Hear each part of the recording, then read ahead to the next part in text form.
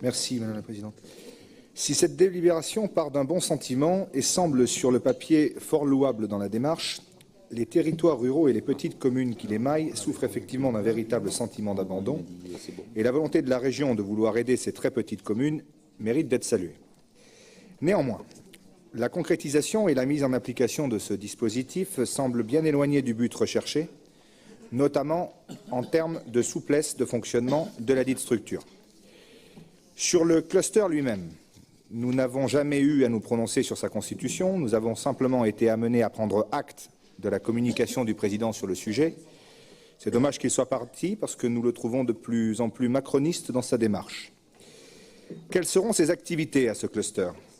Eh bien, si l'on s'en réfère au contenu même de la délibération, ce cluster se veut un organe de concertation, d'innovation et d'expertise, avec pour objectif affiché d'être une structure légère favorisant la concertation et la réactivité. Fort de ces objectifs, nous ne pouvons que nous féliciter conjointement de la création d'une telle structure. Mais lorsque l'on découvre la proposition d'organisation de la structure, le désenchantement est malheureusement au rendez-vous. En effet, ce ne sont pas moins de 3 organes qui viennent se juxtaposer, bien loin du principe de simplification préalablement évoqué, et bien loin, cher Président, de vos discours sur la simplification en règle générale.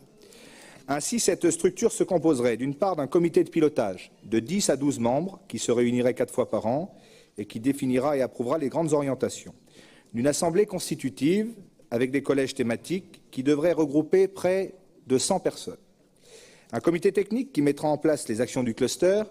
Il s'agit là d'un organe décisionnaire qui ne laisse pas de place aux élus en dehors de la vice-présidence à la ruralité et encore moins aux élus de l'opposition. Et Président, même si nous vous faisons une confiance quasi aveugle, il ne nous sera pas possible de relever les projets non sélectionnés ni de contrôler les critères d'application et nous le regrettons. Cet empilement de structures nous laisse perplexes. Nous sommes bien loin de la légèreté affichée du cluster. N'est-on pas, Président, en train de mettre en place une énième usine à gaz?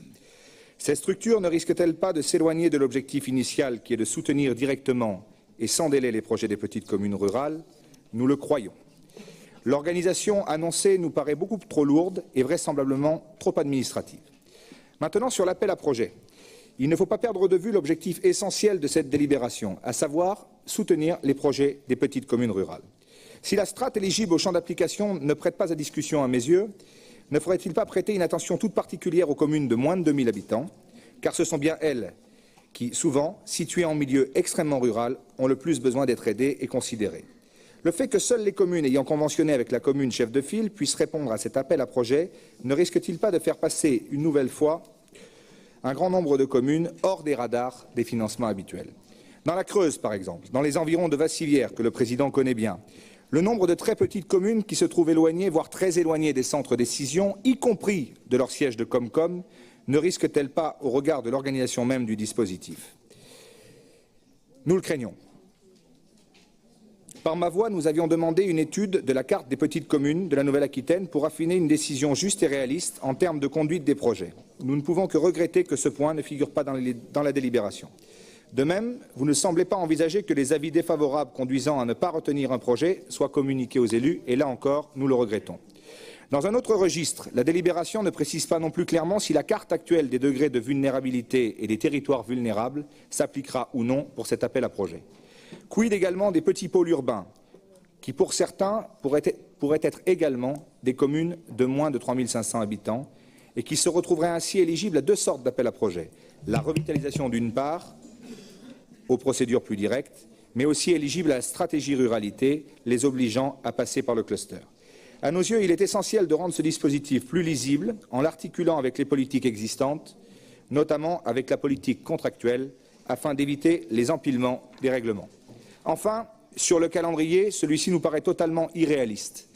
La communication et l'ensemble des communes concernées peut-elle vraiment être réalisable dans les délais impartis? Nous en doutons. Quant au délai accordé pour recueillir les informations et monter les projets, soit 1 mois et demi, cela nous paraît très court pour monter un dossier sérieux.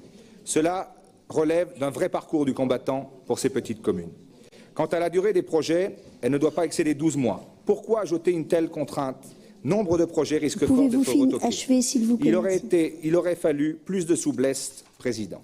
C'est pour toutes ces raisons, Président, que nous nous abstiendrons sur cette délibération. Je vous rappelle, Madame la Présidente, que ce matin, pour ma part, j'ai pris 2 minutes pour l'intervention linéaire. Je vous remercie.